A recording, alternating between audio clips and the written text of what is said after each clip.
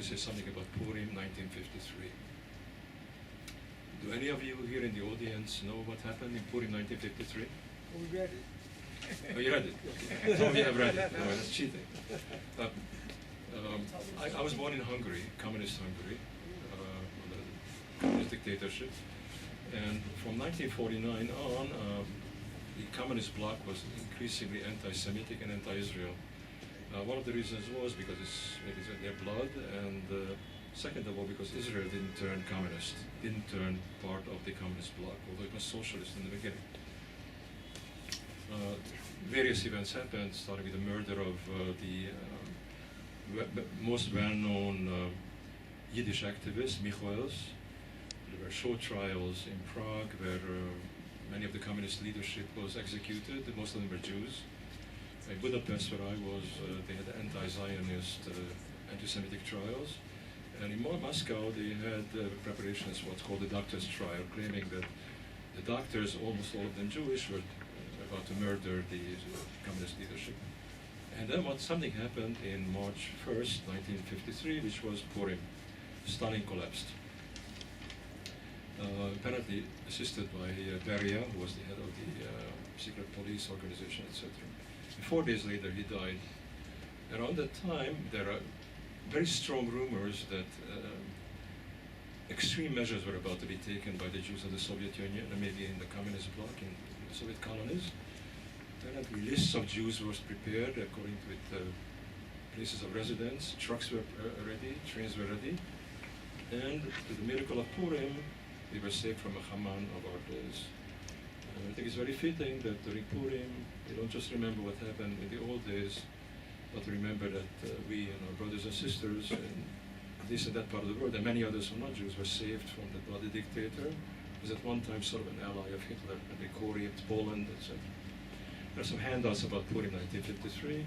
As a closing remark, Les and I and Roy organized the Purim 1953 event a few years ago, and together with Yosef Begun and Yosef Mendelevich and some other well-known prisoners of Zion, we suggested to the Knesset to have a Purim 1953 law, which for some reason the Knesset was not inclined to do, which is...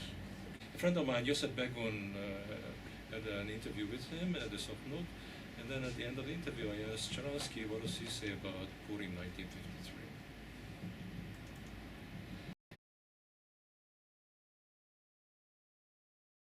Can you say something about Purim 1953? What does it mean for the Jewish people? Well, you know, I'll tell you, I did not know in 1953, in the beginning of March, that it is Purim. I didn't know the word Purim. What did happen that day? Stalin died.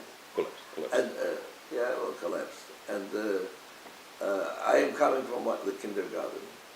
And my father explains to me, to 5-year-old kid, that Stalin was a butcher, killed a lot of people, that we Jews were next in line, that that he was going to send us to Siberia. But now that he's dead, we are saved. That I should remember all my life that miracle happened, that Stalin died, but I should not tell it to anybody. I should do what everybody does. And next day I go to kindergarten. I am crying together with all the children about the death of Stalin. I am singing songs, how grateful we are to the son of all the people, Stalin, for this happy childhood. And I remember that miracle happened, I should be happy, Stalin died. That's how I started the life of loyal Soviet citizen, double thinker, who lives simultaneously in two worlds. One world of lies, when you are saying what you are told to say, when you are voting the way you are told to vote, when you are reading the books which you are permitted to read, and you know that there is another truth which you have to keep only for your family. That's how my life of Soviet slave started, and it finished many years after, on the day when I decided to say publicly that I am a proud Jew who wants to live for Israel.